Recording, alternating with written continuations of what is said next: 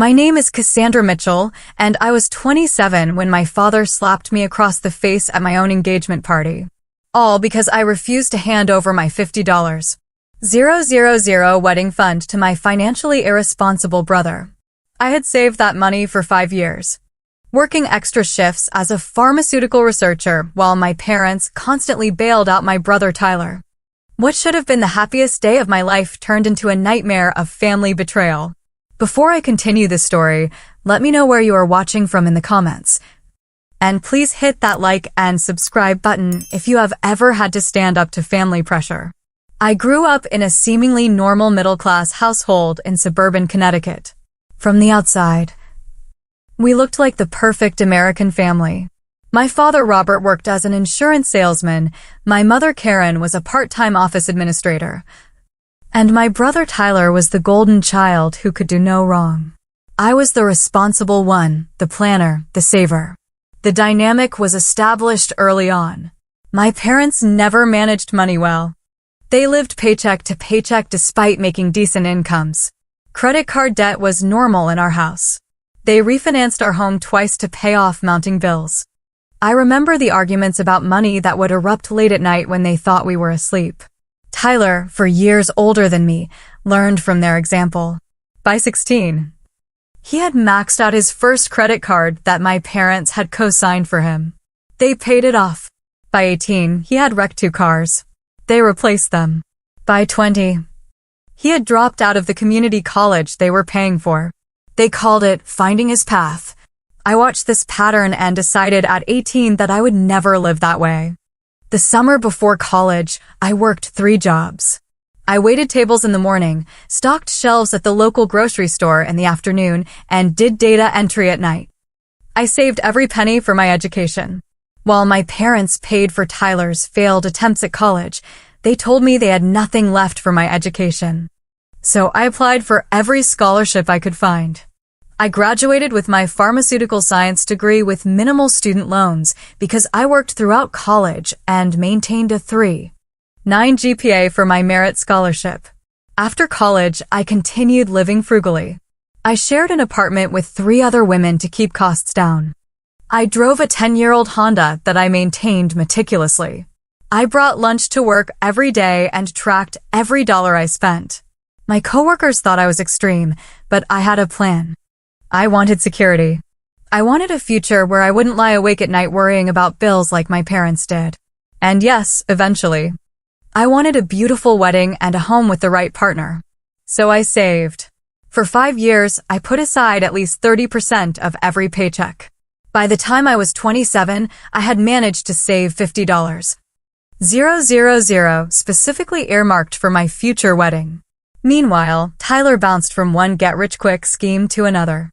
He tried multi-level marketing, day trading with no experience, flipping houses with no construction knowledge, and eventually investing in his friend's startup that sold customized energy drinks. Each venture failed more spectacularly than the last. And each time, my parents were there with their checkbooks open. I met Michael Bennett 3 years ago at a pharmaceutical conference. He was a software engineer developing programs for medical research. Unlike the men I had dated before, Michael respected my financial boundaries. He never pressured me to split bills beyond my budget. He understood my need for security and even admired my discipline. When our relationship became serious, I was transparent about my wedding fund. Michael was touched that I had been planning and saving so diligently for our future before I even knew him. He contributed to the fund too once we were engaged, but the bulk of it was from my years of careful saving. 2 months before our engagement party, Tyler's energy drink business collapsed. He had somehow accumulated $70,000 in debt. I later learned that my parents had already given him $20,000 from their retirement savings, but it wasn't enough. They were tapped out, with their own mounting credit card debt and a second mortgage. I had noticed my mother calling more frequently, making small talk before casually mentioning how stressed Tyler was or how unfair the business world could be to innovative thinkers like him. I recognized the pattern. They were setting the stage to ask for money, but I never imagined how far they would go. We planned our engagement party at the Westbrook Garden, a beautiful venue with fountains and string lights. I paid the deposit myself and spent weeks coordinating details. Michael's parents were flying in from Oregon. Our friends were coming from across the country. It was supposed to be perfect. The day of our engagement party arrived with perfect weather. The Westbrook Garden looked magical in the early evening light. The fountains created a soothing backdrop of gentle splashing water. The fairy lights I had carefully strung among the trellises were ready to twinkle once the sun set. The caterers had laid out beautiful appetizer stations with small signs I had calligraphed myself. Even the flower arrangements reflected months of planning, with blue hydrangeas and white roses creating the exact aesthetic I had envisioned. Michael and I arrived early to make sure everything was in place. He looked handsome in his navy suit, and I wore a cream-colored cocktail dress that I had splurged on for this special occasion. We walked through the garden hand in hand, stealing kisses and whispering about our future. In those moments, everything felt perfect. Michael's parents, David and Elizabeth Bennett, arrived first. They had flown in from Portland and were staying at a nearby hotel. Elizabeth immediately embraced me, telling me I was already like a daughter to her. David, more reserved but equally warm, shook Michael's hand before pulling him into a hug. They presented us with a small wrapped box containing Elizabeth's grandmother's pearl earrings, something blue for the wedding. I was touched by their thoughtfulness. My parents and Tyler arrived 40 minutes later, just as other guests were beginning to fill the garden. My mother hugged me stiffly, her eyes darting around the venue as if calculating its cost. My father gave me a quick peck on the cheek before immediately engaging Michael's father in conversation about the stock market. Tyler stood awkwardly to the side, looking uncomfortable in his wrinkled button-down shirt that was clearly too small for him. "Nice party, Cass," Tyler said, not quite meeting my eyes. "Must have cost a fortune." I ignored the implication and offered to show him to the bar. As we walked, I noticed him checking his phone repeatedly and looking anxiously toward our parents. Something felt off, but I pushed the feeling aside. This was my engagement party. I wouldn't let family tension ruin it. Throughout the next hour, I mingled with our 70 guests, accepting congratulations and introducing Michael's family to mine. My college roommates had driven 3 hours to be there. My colleagues from the pharmaceutical lab presented us with a beautiful crystal vase. My childhood neighbor who had watched me grow up dabbed tears from her eyes as she told Michael how lucky he was. But every time I looked for my parents, they seemed to be in deep conversation with Tyler in different corners of the garden. My mother's expression grew increasingly distressed. My father checked his watch repeatedly and downed 2 scotches in quick succession. Tyler paced and gestured emphatically.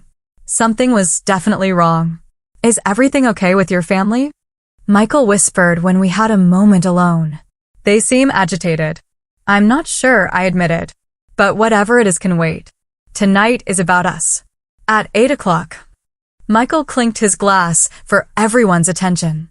The garden fell silent as he began his toast. He spoke about how we met. Our first date at a little Italian restaurant where he spilled wine on my white blouse, and how he knew I was special when I laughed it off instead of getting upset. He talked about our shared values and dreams. Then he got down on one knee again, even though we were already engaged, and asked me to marry him in front of all our loved ones. The crowd erupted in applause as he slid the ring on my finger and kissed me. For that perfect moment, everything else faded away. I was happier than I had ever been. After the toast, our friends took turns sharing stories and well wishes. Michael's best friend from college recalled how Michael had called him after our first date, certain he had met his future wife. My best friend Heather shared how she had never seen me as happy as I had been these past 3 years with Michael. The joy in the garden was palpable. As the night progressed and dinner was about to be served, I felt a firm hand on my elbow. My father was steering me toward a small alcove away from the main party.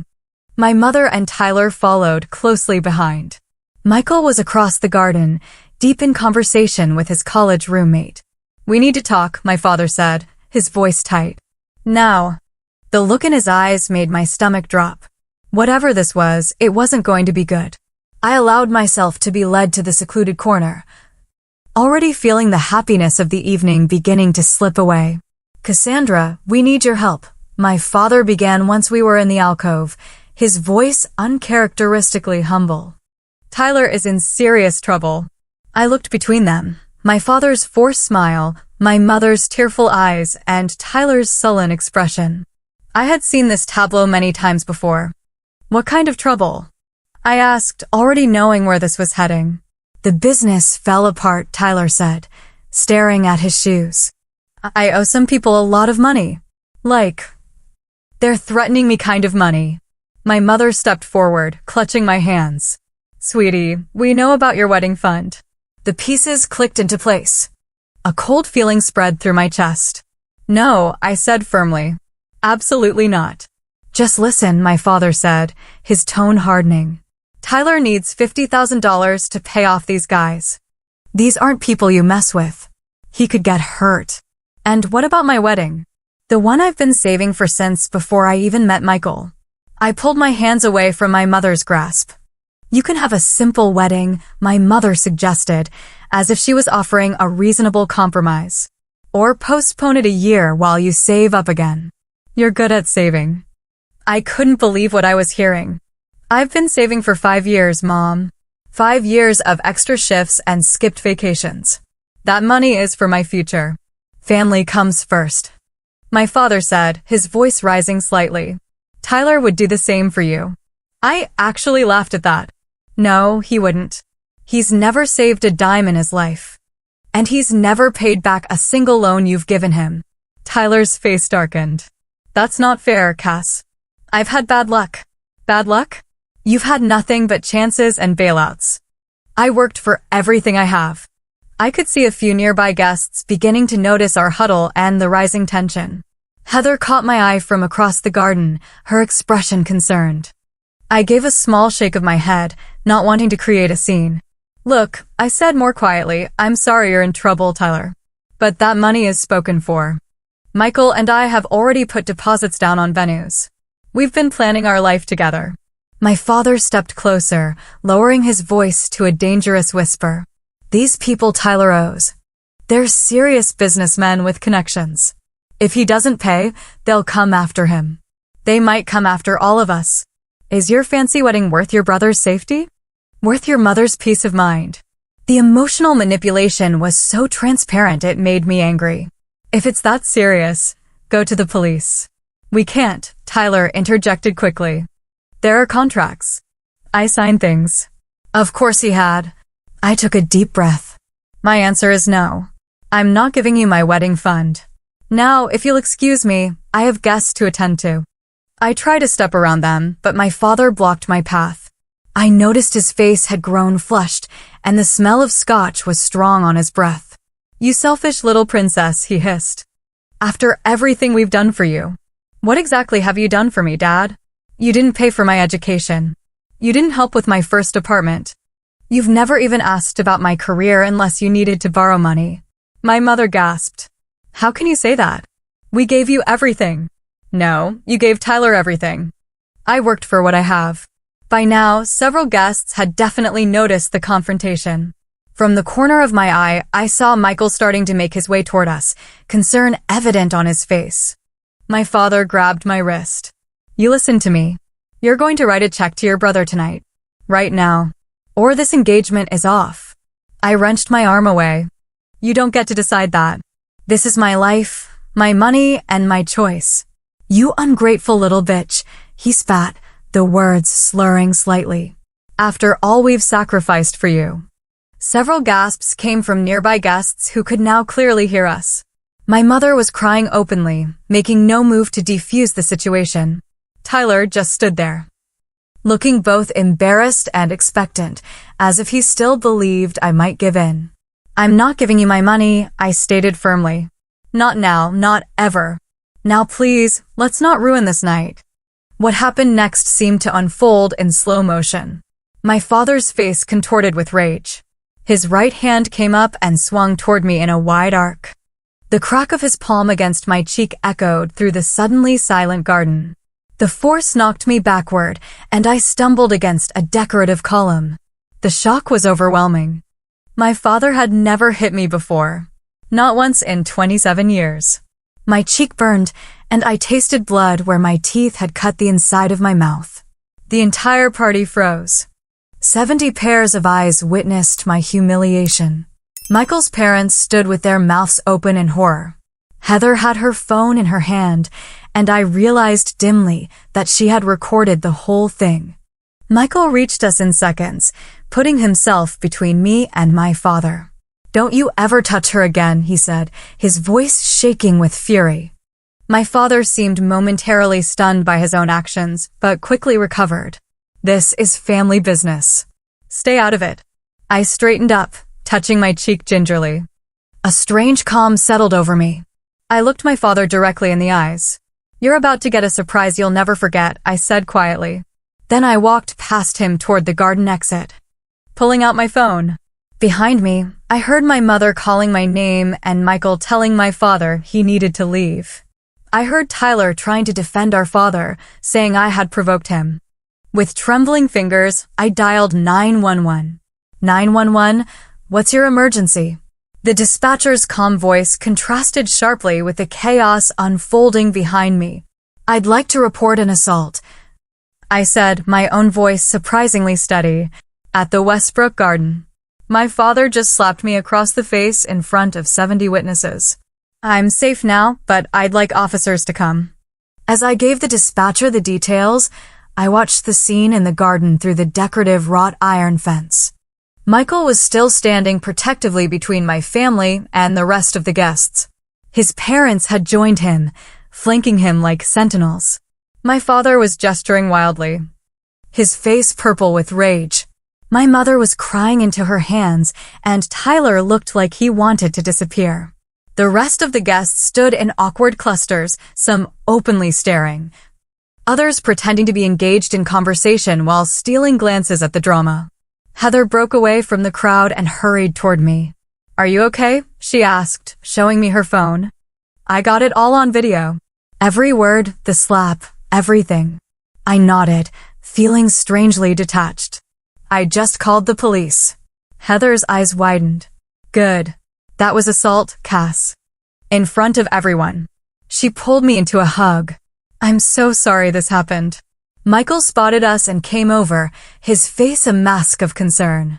"The caterers are serving dinner to try to normalize things," he said.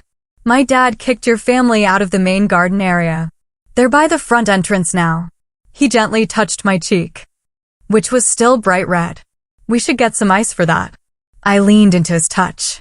"The police are coming." He nodded without hesitation. "Good. I'll support whatever you want to do."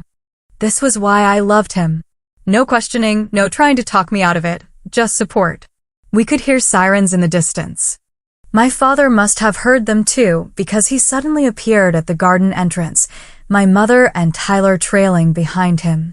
"You called the police," he shouted, his voice slurring more noticeably now. "Over a little family disagreement? Have you lost your mind? You assaulted me in front of 70 people, Dad. That's not a disagreement. That's a crime." "I barely touched you," he protested, looking around wildly as if seeking support. "Tell them, Karen. It was just a tap." My mother looked torn, her loyalty to my father warring with what she had witnessed. "Robert, you did hit her pretty hard," she admitted quietly. "Whose side are you on?" he snapped at her. 2 police cruisers pulled up to the curb, their lights flashing. 4 officers got out, immediately assessing the situation. "I'm Officer Jessica Taylor," said the female officer who approached us first. "We received a call about an assault." "That would be me," I said, stepping forward. My father slapped me during my engagement party when I refused to give my brother my savings. Officer Taylor nodded professionally, taking out a notepad. "And your father is?" "That man there." I pointed to where my father stood, now attempting to straighten his tie and compose himself. "Robert Mitchell." The officers split up, 2 staying with me to take my statement while the others approached my father. I explained everything from the history of financial manipulation to the confrontation and assault. Heather showed them the video she had captured. "That's pretty clear evidence," Officer Taylor said after watching it. "Would you like to press charges?" I hesitated only briefly. Yes, I would. Across the way, I could see my father becoming increasingly agitated as the officers spoke to him. His voice carried across the garden entrance. "This is ridiculous. A father can't discipline his daughter anymore? She's trying to let her brother suffer when she has the means to help him." One of the officers was speaking into his radio, and I caught fragments about visible intoxication and combative behavior. "There's something else you should know," I told Officer Taylor. I had security cameras installed around the garden for the event. The venue manager helped me set them up because we have gifts and personal items here. They should have captured everything from multiple angles. Officer Taylor raised her eyebrows, impressed. "That was smart planning. Can we access that footage?" I nodded and waved over the venue manager, who had been hovering nearby. He quickly confirmed that the security system had been recording all evening and led 2 officers to the control room. My father's face when he realized there were security cameras was a mix of shock and fear. For the first time that evening, he seemed to understand the gravity of what he had done. While we waited for the officers to review the footage, Michael brought me an ice pack for my cheek. His parents assured me they didn't blame me for the disruption and were appalled by my father's behavior. "No one should be treated that way," Elizabeth said firmly. "Especially not by family." About 15 minutes later, Officer Taylor returned with her partner. "The footage confirms your account," she said. "We're going to take your father into custody for assault." As if on cue. The other officers approached my father, who had been sitting sullenly on a decorative bench. When they asked him to stand and put his hands behind his back, he exploded. "This is insane. She's my daughter. I paid for her to be born. I put clothes on her back. You can't arrest me for disciplining my own child." "Sir, your daughter is 27 years old," one officer said calmly. "And striking another adult is assault, regardless of your relationship." As they handcuffed him, my father's face turned to me with a look of pure betrayal. "How could you do this to your own father?" "For money." "It's not about the money, Dad," I replied, loud enough for him to hear. "It's about respect. And boundaries. And the fact that you thought it was okay to hit me because I wouldn't do what you wanted." As they led him toward the police car, he suddenly blurted out, "The debt collectors will come after all of us. They know where you live, Cassandra. They know where you work." Officer Taylor paused. "What debt collectors would these be, sir?" My father clamped his mouth shut, suddenly realizing he had said too much. But Tyler, perhaps seeing an opportunity to shift blame, jumped in. "Just some guys Dad borrowed money from for my business. They're kind of in the gambling world." The officers exchanged meaningful glances. "We're going to need more information about that," one said. As my father was placed in the back of the police car, the reality of what had just happened began to sink in. My own father was being arrested at my engagement party. The celebration was ruined. And apparently, there was an even darker secret involving illegal gambling debts. My mother approached me cautiously, her mascara streaked down her cheeks. "Please, Cassandra, drop the charges." He didn't mean it. He's just desperate because of the money. These men have threatened him. "What men, Mom? What has Dad gotten himself into?" She looked away. "I don't know all the details. He's been borrowing to help Tyler, but also to cover some betting losses. It got out of hand." I shook my head in disbelief. "So this isn't even just about Tyler's business failing. Dad has a gambling problem too." "It's not a problem," she insisted weakly. "He just had some bad luck." The familiar refrain made me want to scream. Bad luck isn't a pattern that lasts decades, Mom. That's called consequences. As the police cars drove away with my father, and the remaining officers continued to take statements from willing witnesses, I looked around at the beautiful garden that was supposed to host one of the happiest nights of my life. The fairy lights still twinkled. The fountains still burbled peacefully. But everything had changed. Michael put his arm around me. "What do you want to do now?" he asked gently. I leaned into him, suddenly exhausted. I want to thank everyone for coming, apologize for the drama, and go home. This party is over. The week following my engagement party was a blur of police statements, tearful phone calls from my mother, and awkward explanations to friends and colleagues who had witnessed the debacle. Michael took time off work to support me, fielding calls and helping me process the shock. 3 days after the arrest, Officer Taylor called me with disturbing news. The investigation into my father's gambling debts had uncovered a pattern of illegal activities stretching back almost a decade. Your father has been involved with an underground gambling ring, she explained carefully, not just as a patron, but helping to recruit new players and taking a cut of the profits. That's how he's been supplementing his income to bail out your brother's failed businesses. I sat heavily on my couch, phone pressed to my ear. Are you saying my father is part of some kind of organized crime? I wouldn't go that far, Officer Taylor said diplomatically. But he's definitely been operating in a gray area of the law for some time. The district attorney is considering adding charges of illegal gambling and possibly even money laundering to the assault charge. This revelation explained so much about our family dynamics over the years. The mysterious business associates who sometimes called our home late at night. The weekends when my father would disappear for sales conferences, but return with no materials or new contacts. The cash he always seemed to have despite our perpetual financial struggles. More shocking revelations followed when my Aunt Patricia, my father's sister, called me the next day. I saw what happened on Heather's Facebook, she began. I'm so sorry, Cassandra. But I need to tell you something that might help make sense of all this. She proceeded to tell me that my father had borrowed $15,000 from her 3 years ago, claiming it was for my graduate school expenses. I had never attended graduate school. The money had likely gone to Tyler's failed food truck venture that year. I always wondered why you never thanked me for helping with your education, Aunt Patricia said. Now I understand you never knew. This call triggered an avalanche of similar revelations. My father's brother had invested $10,000 in a business opportunity that my father had presented as my first home down payment.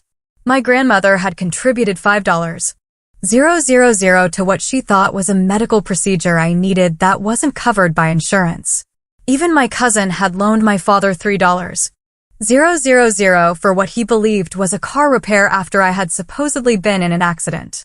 All told, my father had stolen nearly $40,000 from our extended family by using my name and fictional needs as the pretense.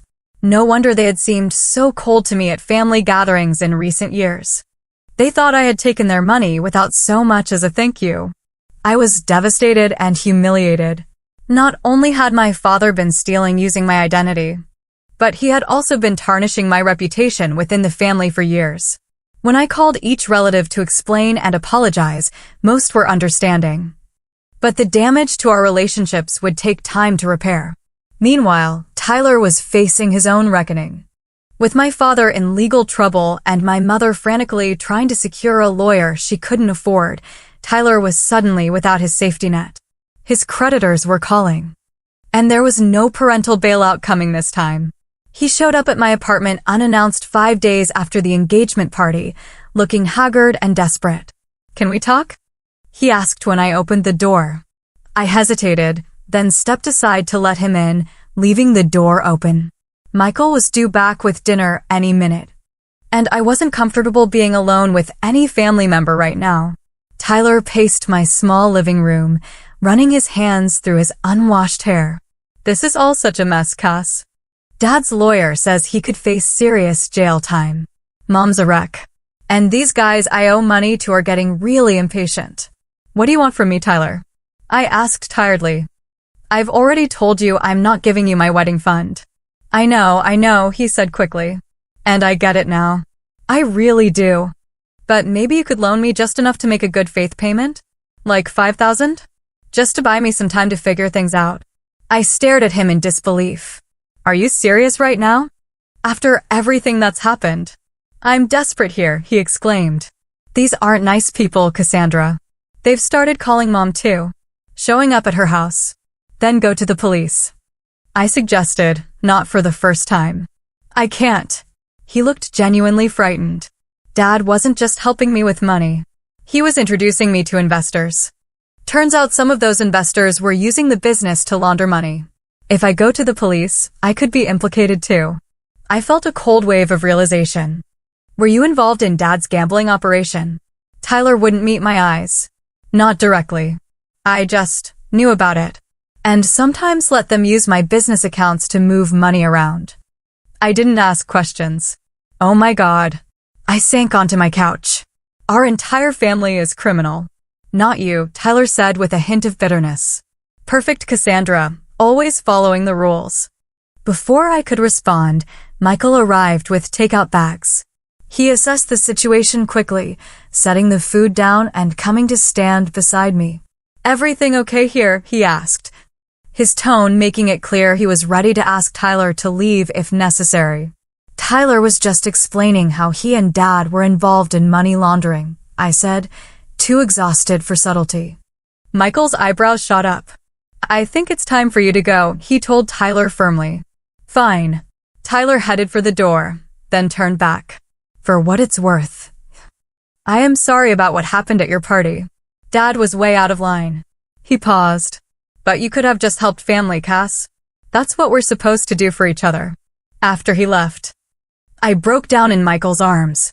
The weight of all the revelations, the betrayal, the public humiliation, and the destruction of what family meant to me came crashing down at once. I don't even know who they are anymore, I sobbed. Everything I thought about my childhood, about our family dynamics, it was all built on lies and manipulation. Michael held me tightly. I'm so sorry, Cassandra. No one deserves this. Later that evening, my phone lit up with a text from my mother. Your father's bail is set at $25,000. We don't have it. Please help us. He doesn't belong in jail. I showed the message to Michael, who shook his head in amazement. They're still trying to get your money, just in a different way now. I turned off my phone and curled up next to the man who had stood by me through this nightmare. I need some distance from all of them, I decided. At least until I can figure out what kind of relationship is even possible going forward. The next day, I contacted a therapist who specialized in family trauma. As I sat in Dr. Rachel Simmons' office explaining the tangled web of financial abuse, emotional manipulation, and shattered trust, she listened attentively before offering her perspective. What you're describing is a dysfunctional family system that's been in place for decades, she explained. Your father and brother as the takers, your mother as the enabler. And you as the responsible one who's expected to pick up the pieces. Breaking free from that system is difficult because it disrupts everyone's established roles. I just can't believe I never saw it clearly until now, I admitted. Sometimes it takes a catastrophic event to see patterns that have been normalized throughout your life, Dr. Simmons said. The question now is, what boundaries do you need to set going forward? It was a question I would spend the next several months trying to answer. The criminal case against my father moved forward with unexpected speed. With video evidence of the assault and multiple witness statements, the prosecutor had a strong case. But it was the financial crimes investigation that truly unraveled my father's life. 2 weeks after the engagement party incident, federal agents became involved, following the money trail from the gambling operation into various business accounts, including several connected to Tyler's failed ventures. My brother wasn't arrested, but he was called in for multiple interviews as a person of interest. Meanwhile, I threw myself into therapy with Dr. Simmons, meeting twice weekly to process not just the recent trauma, but the lifetime of manipulation I was only now recognizing. The clarity that came with distance was both liberating and painful. I always thought I was the problem, I told Dr. Simmons during our 4th session. Too rigid, too cautious, too unwilling to help family. But I was just responding to their constant taking. That's called gaslighting, she explained. When someone behaves inappropriately, but makes you feel like you're the one with the problem. It's a common tactic in financially abusive relationships. I began keeping a journal, documenting memories that now appeared in a new light. The time my father borrowed my first tax refund check when I was 16, promising to return it, but never did. The Christmas when Tyler received a car while I got a sweater because you're more practical and don't care about material things. The guilt trips when I couldn't attend family events because I was working extra shifts to pay for my education. Michael was my rock throughout this process. He never pressured me to reconcile with my family or to move on before I was ready. Instead, he listened, validated my feelings, and supported my journey towards setting healthy boundaries. I've been thinking about the wedding, I told him one evening as we sat on our small apartment balcony. I don't think I can go through with the big celebration we planned, at least not now. He took my hand. Whatever you want to do is fine with me. We could postpone, have something smaller, or even elope. The important thing is that we're together. His understanding brought tears to my eyes. I think I'd like something small. Just us and a few close friends. Maybe your parents. I don't think I'm ready to face my family at a wedding. My mother continued to call and text daily. Her messages oscillating between guilt trips, I can't believe you'd abandon your father when he needs you most, and desperate pleas, we're going to lose the house if you don't help with his legal fees. I maintained minimal contact, responding only to provide basic updates about my well-being, but refusing to engage in discussions about money or my father's case. Tyler's situation deteriorated rapidly.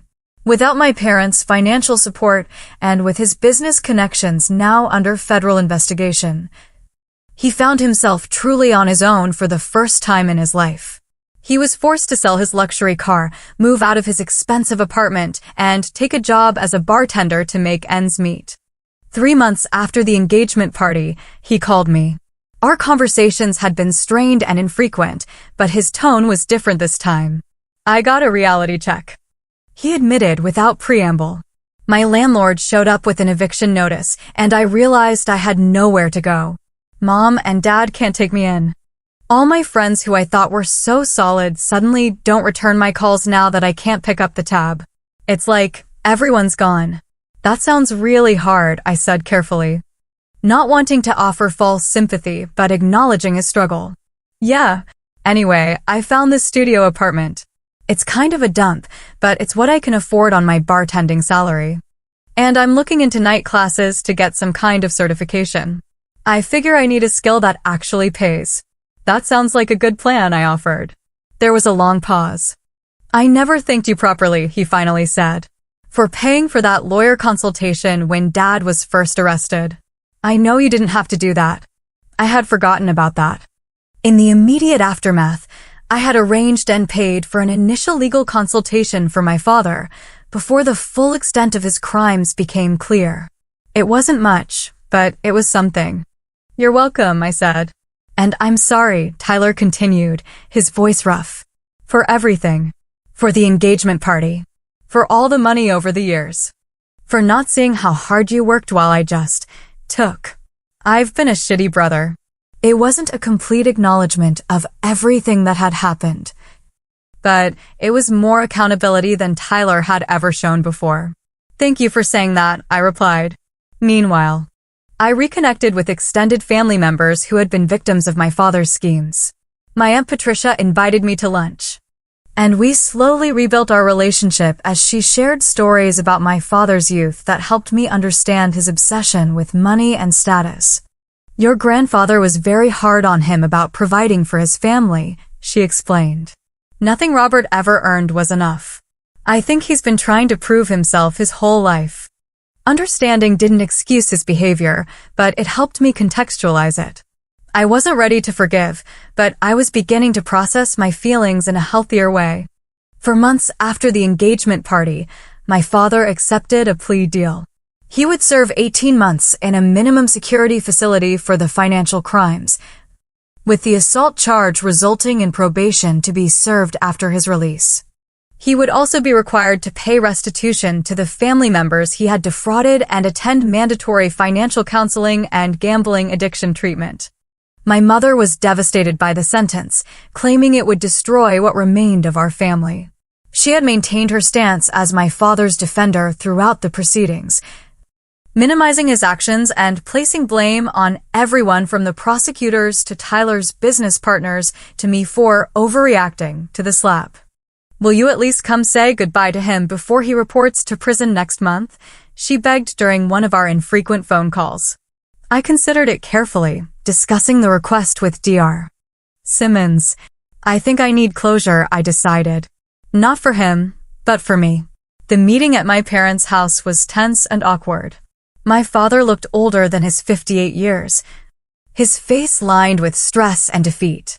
My mother hovered anxiously, repeatedly offering coffee and cookies as if we were having a normal family visit. Thank you for coming, my father said stiffly when we were finally seated in the living room. Your mother thought it was important. I waited, hoping for an apology, an acknowledgement. Anything that would indicate genuine remorse. But my father just sat there, looking uncomfortable and slightly resentful. Is there something you wanted to say to me? I finally asked. He shifted in his seat. I'm sorry things got so out of hand at your party. I was under a lot of pressure. It wasn't a real apology, just another excuse. I nodded, accepting that this was probably the best I would get. I hope the counseling helps, I said. And I hope when you come home, you'll have found healthier ways to deal with pressure. As Michael and I left, my mother followed us to the door. He really is sorry, she insisted. He just doesn't know how to say it. I know, Mom, I said, giving her a brief hug. Take care of yourself while he's gone, okay? Focus on your own healing. In the car, Michael asked if I was all right.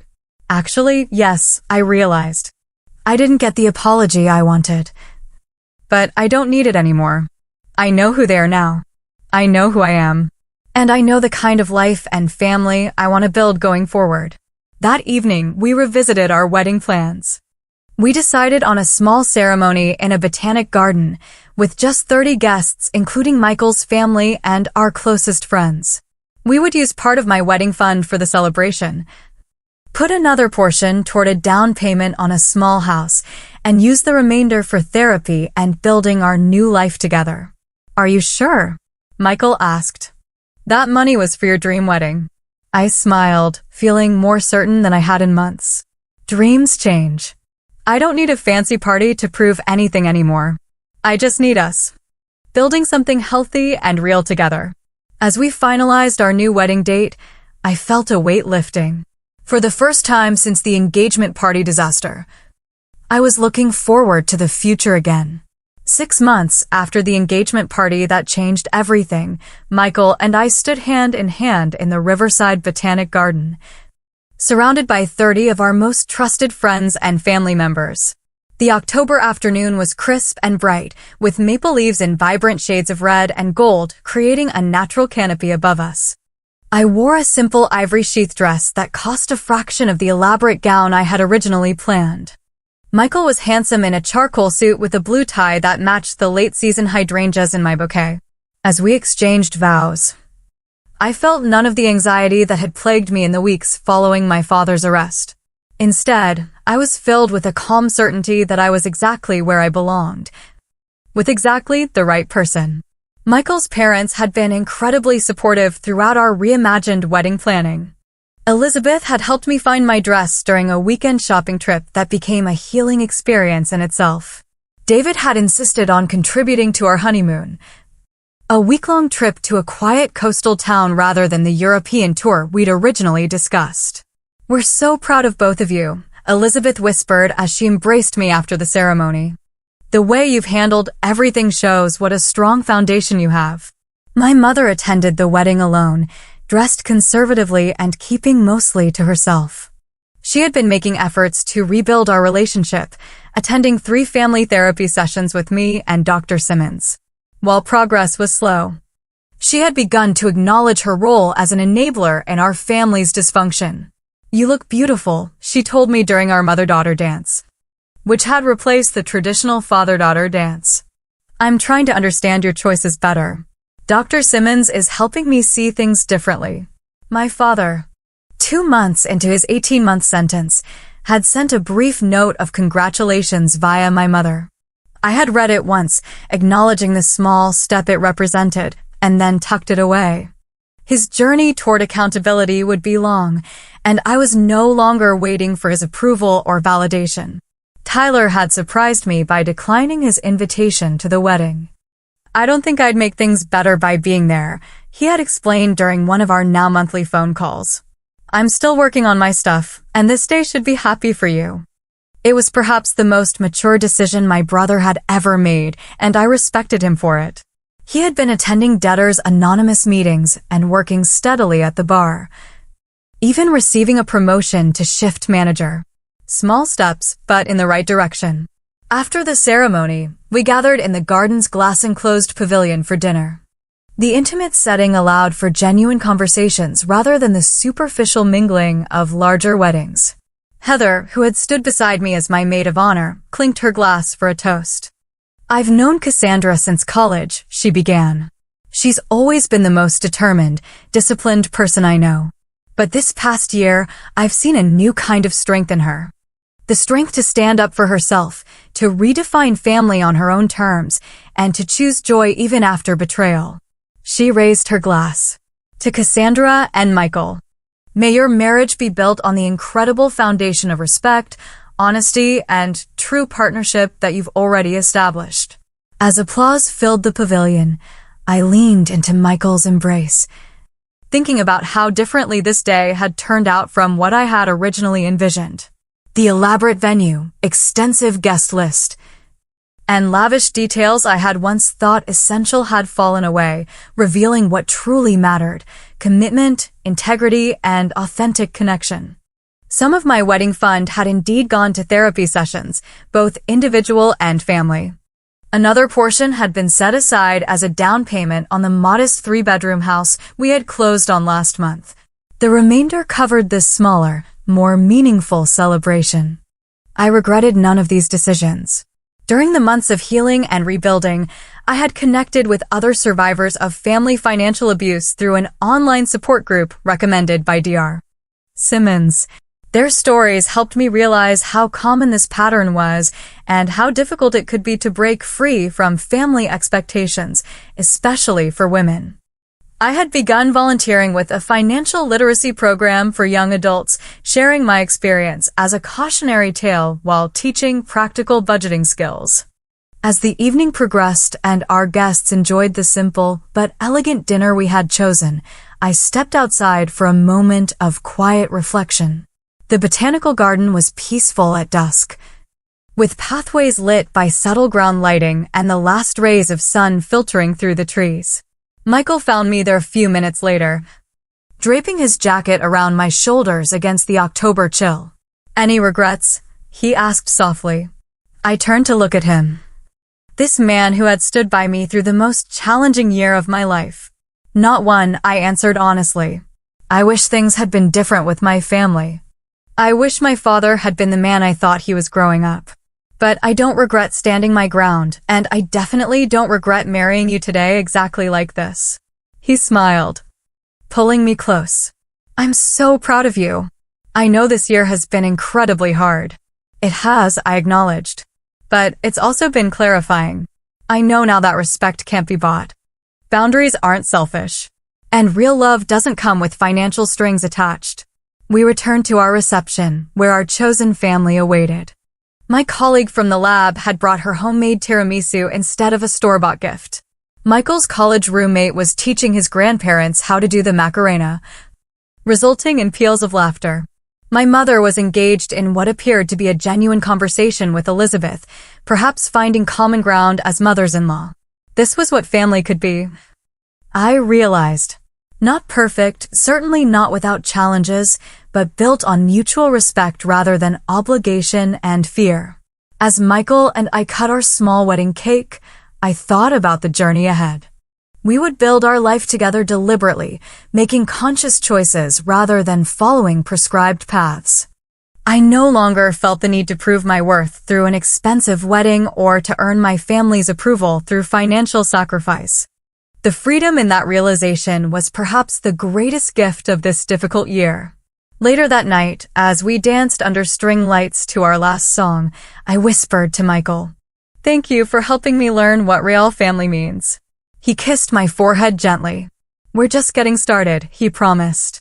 And as our guests surrounded us with love and well wishes, I knew it was true. The family we would build together would have different values, different patterns, and different definitions of loyalty than the one I had grown up in. That family had been built on financial dependence, unspoken obligations, and the fear of saying no. Ours would be built on mutual support, honest communication, and the freedom to set healthy boundaries. The road to healing would be long. My relationship with my parents and brother would continue to evolve, with setbacks and difficult conversations alongside moments of genuine connection.